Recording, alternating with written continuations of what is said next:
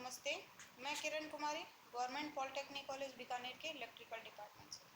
आज हम पढ़ेंगे सब्जेक्ट कोड EE 204 का एक टॉपिक, और ये टॉपिक हम लेंगे यूनिट नंबर 10 से।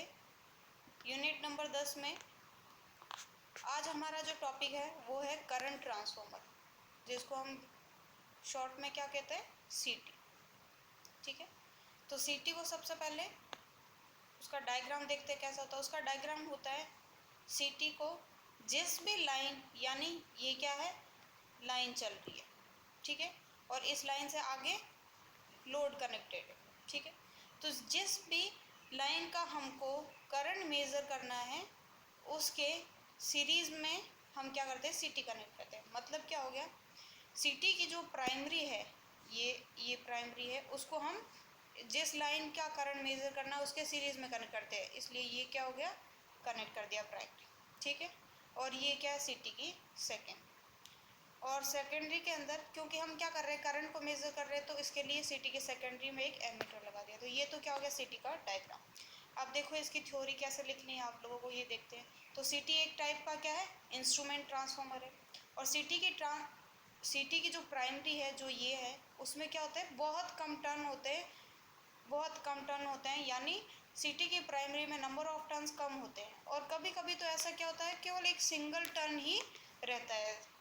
क्या होता है, CT की प्राइमरी में कभी कभी एक सिंगल टर्न होता है, इसीलिए जब अगर CT का प्राइमरी में एक टर्न होता है तो उसको हम बार प्राइमरी भी कहते हैं, ठीक है। CT की प्राइमरी को, जैसा कि अभी मैंने बताया आपको, जिस भी लाइन का आपको क्या करना है, करंट मेज़र करना है, उस लाइन के सीरीज में हम क्या कर देते हैं, CT को कनेक्ट कर देते हैं, ठीक है। नेक्स्ट देखो, क्योंकि CT की प्राइमरी लाइन के सीरीज में कनेक्टेड होती है, और करंट, यानी जिस भी करंट को मेज़र करना उस लाइन के सीरीज में कनेक्ट कर रहे हैं। और करंट कब फ्लो होती है ज़्यादा, जब क्या होता है, इम्पीडेंस। तो अगर हमको क्या करना है, हम करंट मेज़र कर रहे हैं, यानी CT की प्राइमरी का इम्पीडेंस जितना पॉसिबल हो सके उतना कम रखना चाहिए। क्यों, क्योंकि वो लाइन की करंट को डिस्टर्ब नहीं करेगा। अदरवाइज अगर इम्पीडेंस ज़्यादा होगा तो उससे क्या हो जाएगा, लाइन की करंट क्या हो जाएगी, कुछ ड्रॉप जो है उस इम्पीडेंस का क्रॉस हो जाएगा। तो उस ड्रॉप को कम करने के लिए क्या करना चाहिए, CT की प्राइमरी का इम्पीडेंस जितना पॉसिबल हो सके उतना कम रखना चाहिए, ठीक है। जो CT की सेकेंडरी है उसके अंदर नंबर ऑफ टर्न्स क्या होते हैं, ज़्यादा होते हैं। जैसा हमने डायग्राम में देखा कि सेकेंडरी में नंबर ऑफ टर्न्स ज़्यादा होते हैं, इसीलिए CT के अंदर देखो क्या होता है, नंबर ऑफ सेकेंडरी, NS क्या, सेकेंडरी में टर्न, और NP क्या, number of turns in primary. तो CT के सेकेंडरी के टर्न्स जो है वो क्या होते हैं, प्राइमरी से हमेशा क्या होते हैं, ज़्यादा होते हैं, ठीक है। करंट को मेज़र करने के लिए हम क्या करते हैं, CT की सेकेंडरी में एक एमीटर लगाते हैं, ठीक है। करंट को मेज़र करने के लिए हम CT की सेकेंडरी में एक एमीटर लगाते हैं, ठीक। फिर देखो, एक जो इम्पोर्टेंट क्वेश्चन यहाँ से ये बनता है, या तो CT का नॉर्मल क्वेश्चन ये आता है कि CT पर आपको शॉर्ट नोट लिखना है, right short note on current transformer. या कभी कभार क्वेश्चन है वो सीधा ये बनता है कि CT की जो सेकेंडरी साइड है, यानी ये साइड है, उसको कभी भी ओपन नहीं रखा जाता है, उसका क्या रीज़न है, ठीक है। या ऑब्जेक्टिव में क्वेश्चन ये भी पूछा जा सकता है, क्या वर्किंग कंडीशन में अगर हम CT को काम में नहीं ले रहे तब उसको ओपन रखें या क्लोज रखें, कोई फ़र्क नहीं पड़ता। लेकिन अगर हम CT की हेल्प से करंट मेज़र कर रहे हैं, या CT को हमने क्या कर दिया, कनेक्शन लाइन के सीरीज़ में कनेक्ट कर दिया, तो एक बार कनेक्शन के बाद में CT की सेकेंडरी को कभी भी ओपन नहीं रखना चाहिए। उसका रीज़न क्या है, देखो, तो ऑब्जेक्टिव में कभी कभी क्वेश्चंस यही पूछ लिया जाता है कि वर्किंग कंडीशन में CT के सेकेंडरी को ओपन रखा जाता है कि क्लोज रखा जाता है। तो आंसर क्या होगा, हमेशा क्लोज रखा जाता है, ठीक है। अब क्यों रखा जाता है, तो इसके लिए देखो, सबसे पहले काफ़ी बार क्वेश्चन ये भी पुटअप होता है कि जो CT है, काफ़ी बुक्स में ये लिखा जाता है कि CT एक स्टेप डाउन ट्रांसफॉर्मर है। काफ़ी बुक्स में क्वेश्चन ये लिखा जाता है कि CT एक स्टेप अप ट्रांसफॉर्मर है। तो आज हम देखते हैं कि ये स्टेप अप ट्रांसफॉर्मर है, ये स्टेप डाउन, ठीक है। तो आप CT स्टेप अप है या स्टेप डाउन, ये डिसाइड तब तक नहीं कर सकते जब तक आगे आप उसके लिए वोल्टेज या करंट यूज़ नहीं करते, ठीक है। हमको ये पता है नंबर ऑफ टर्न बढ़ने पर वोल्टेज क्या होता है, बढ़ता है, ठीक है। लेकिन नंबर ऑफ टर्न्स बढ़ने से करंट क्या होती है, कम होती है। ठीक है, तो देखो प्राइमरी में नंबर ऑफ टर्न्स कम है यानी प्राइमरी में करंट क्या है, ज़्यादा। सेकेंडरी में नंबर ऑफ टर्न्स ज़्यादा है यानी करंट क्या है, कम। तो करंट के रेस्पेक्ट में हम बात करें तो सीटी का काम क्या करता है, वो हाई करंट को लो करंट में कन्वर्ट करता है। यानी हाई करंट से लो करंट में कन्वर्ट हो रहा है, तो करंट के रेस्पेक्ट में सीटी क्या है, एक स्टेप डाउन ट्रांसफॉर्मर। लेकिन इधर देखो साथ साथ में क्या है, प्राइमरी में नंबर ऑफ टर्न्स कम है तो प्राइमरी का वोल्टेज भी क्या होगा, कम होगा। सेकेंडरी में नंबर ऑफ टर्न्स क्या है, ज़्यादा है तो सेकेंडरी का वोल्टेज भी क्या होगा, ज़्यादा होगा। यानी सीटी वोल्टेज के रेस्पेक्ट में क्या है, एक स्टेप अप ट्रांसफॉर्मर है, यानी लो वोल्टेज को हाई वोल्टेज में कन्वर्ट कर रहा है। तो इसीलिए सीटी वोल्टेज के रेस्पेक्ट में तो क्या है, एक स्टेप अप ट्रांसफॉर्मर है, और करंट के रेस्पेक्ट में क्या है, एक स्टेप डाउन ट्रांसफॉर्मर। ठीक है, अब हमको पता है सीटी के सेकेंडरी साइड में क्या है, वोल्टेज क्या होता है, वैसे भी ज़्यादा होता है। ठीक है, जब हमने नॉर्मली मशीन के अंदर ट्रांसफॉर्मर का प्रिंसिपल पढ़ा था, तब क्या पढ़ा था हमने कि सेकेंडरी के नंबर ऑफ टर्न्स, सेकेंडरी का प्राइमरी साइड में एमएमएफ सेकेंडरी साइड के एमएमएफ के इक्वल होता है। यानी एमएमएफ क्या होता है, एम्पियर इनटू टर्न। क्या होता है एमएमएफ क्या होता है, एम्पियर इनटू टर्न। तो एम्पियर इनटू टर्न मतलब प्राइमरी साइड में मान लिया कि हमने प्राइमरी साइड में एमएमएफ कितना है, मान लिया प्राइमरी साइड में करंट I1 है। ठीक है, तो I1 इंटू और प्राइमरी साइड टर्न है N1, तो इज इक्वल टू किसके होगा, सेकेंडरी साइड में number of turns and current. Secondary side में करंट मान लिया I2 है और नंबर ऑफ टर्न्स हैं N। ये क्या होता है, ये जनरल स्टेटमेंट होता है ट्रांसफॉर्मर के लिए, I1 N1 is equal to I2 N2। ठीक है, जब तक सेकेंडरी क्लोज है तब तो क्या होगा, इसका मतलब क्या होता है, जैसे सेकेंडरी क्लोज है मतलब सेकेंडरी साइड में करंट फ्लो हो रही है, तो सेकेंडरी साइड में करंट फ्लो हो रही है यानी सेकेंडरी साइड में एमएमएफ बन रहा है। तो हमारा ट्रांसफॉर्मर क्या करता है, नेगेटिव कपलिंग होती है।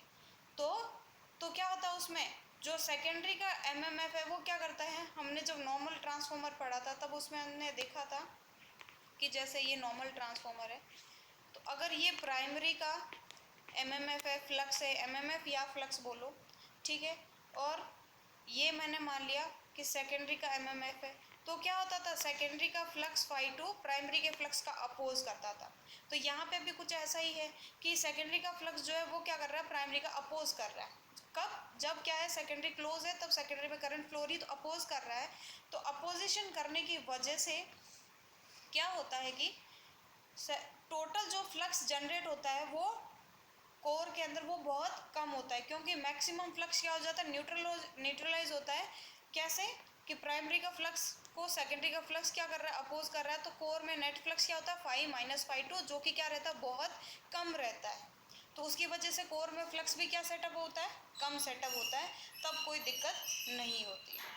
लेकिन जैसे ही आप सेकेंडरी को ओपन करोगे, यानी सेकेंडरी साइड में करंट क्या हो गई, ओपन करते ही ज़ीरो, तो सेकेंडरी साइड में करंट ज़ीरो, तो सेकेंडरी साइड का एमएमएफ क्या हो गया, करंट इनटू टर्न्स, तो करंट ज़ीरो तो एमएमएफ भी क्या हो गया, ज़ीरो। तो एमएमएफ ज़ीरो हो गया, यानी अब कोर में फ्लक्स कितना होगा, कोर में केवल फ्लक्स कितना होगा, अब कोर में फ्लक्स कितना होगा, अब कोर के अंदर फ्लक्स क्या होगा, केवल और केवल 5 फ्लक्स होगा, क्योंकि सेकेंडरी का फ्लक्स जो ∅2 था वो क्या हो गया था, ज़ीरो। क्यों हो गया ज़ीरो, क्योंकि सेकेंडरी की करंट ज़ीरो। तो टोटल फ्लक्स क्या हो जाता है, अब पहले कितना फ्लक्स था, ∅ माइनस ∅2, अब कितना फ्लक्स है, ∅।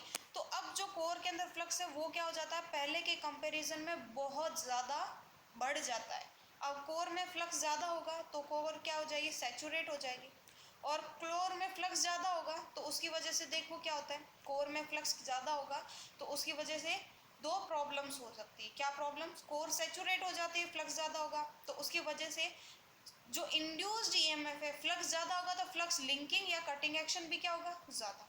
फ्लक्स लिंकिंग या कटिंग एक्शन ज़्यादा होगा तो इंड्यूस्ड ईएमएफ भी क्या होगा, ज़्यादा होगा। फैराडेज लॉ के अकॉर्डिंग क्या होता है, जब फ्लक्स कट करता है ये फ्लक्स क्या होता है, लिंक करता है, तो ईएमएफ इंड्यूस होता है। तो फ्लक्स लिंकिंग या कटिंग एक्शन ज़्यादा होगा तो इंड्यूस्ड ईएमएफ भी क्या होगा, ज़्यादा।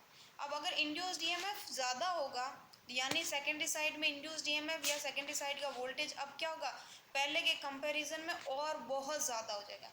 अब जो सेकेंडरी का वोल्टेज है वो इतना ज़्यादा हो गया कि अगर उसको कोई ऑपरेटर, जो ऑपरेटर कौन, जो इस ट्रांसफार्मर को चला रहा है या इसके ऊपर कोई काम कर रहा है, अगर वो गलती से उसकी सेकेंडरी को टच हो जाता है या उसको टच कर देता है तो उसको क्या लगता है, बहुत ज़्यादा सडन शॉक लगता है, जिसकी वजह से ऑपरेटर को क्या हो सकता है, कोई नुकसान हो सकता है। तो ये प्रॉब्लम हो जाती है, ठीक है।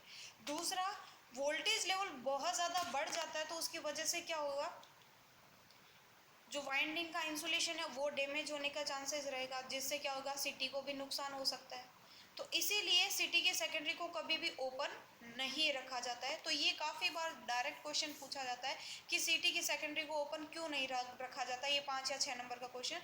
तो इसका इतना सिंपल सा ईजी सा आंसर है, जो कि क्या है, ट्रांसफॉर्मर प्रिंसिपल के अकॉर्डिंग मैंने आपको आंसर बता दिया, ठीक है। इसीलिए ये सिटी को, ये मैंने यहाँ पे पूरा समझा दिया है कि सिटी की सेकेंडरी को ओपन नहीं रखा जाता है, ठीक है। ये हो गया सिटी की सेकेंडरी को। दूसरा, सिटी की सेकेंडरी को प्रोटेक्शन के लिए क्या करते हैं हम, सेकेंडरी को अर्थ कर देते हैं, अर्थिंग कर देते हैं। सिटी की सेकेंडरी का क्या कर देते हैं हम, अर्थिंग कर देते हैं। और सिटी को हम किस लिए यूज़ लेते हैं, जिस भी वाइंडिंग का या जिस भी लाइन का करंट मेजर करना है उसको लिए यूज़ करते हैं, ठीक है। तो आप ये बोलोगे कि करंट मेजर करने के लिए हम एमीटर यूज़ ले रहे, तो सीधा एमीटर ही क्यों कनेक्ट कर देते हैं, क्यों नहीं कनेक्ट कर सकते, सिटी क्यों कनेक्ट कर रहे हैं। तो देखो ऐसा क्या होता है, काफ़ी बार बहुत ज़्यादा हाई करंट होती है और उस हाई करंट को मेज़र करने के लिए हमको क्या करना पड़ता है, बहुत बड़ी रेंज का एमीटर यूज़ में लेना पड़ता है।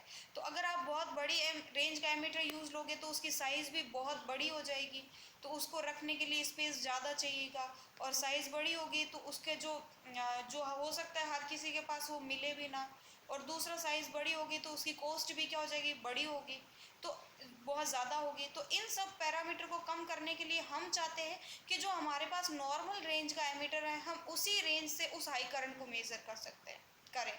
तो उसके लिए क्या करना पड़ेगा, हम जिस भी चीज़ का आपको करंट मेज़र करना है उसके सीरीज़ में सीटी लगा दो, तो करंट सीटी क्या करेगा, उस हाई करंट को क्या करेगा, लो करंट में कन्वर्ट कर देगा। तो अब सेकेंड साइड में लो करंट आ गई तो हम उसी सेम एमीटर से उस लो करंट को उस सिटी के सेकेंडरी में एमीटर को लगा करके, सिटी की सेकेंडरी के अंदर एमीटर को लगा के हम वो लो करंट को क्या कर सकते हैं, हम इजीली मेज़र कर सकते हैं। इसीलिए सिटी से क्या कर सकते हैं, हम सिटी की मदद से, हम लो रेंज के सिटी की मदद से क्या कर सकते हैं, हम लो रेंज के एमीटर से भी हम हाई करंट को मेज़र कर सकते हैं, ठीक है।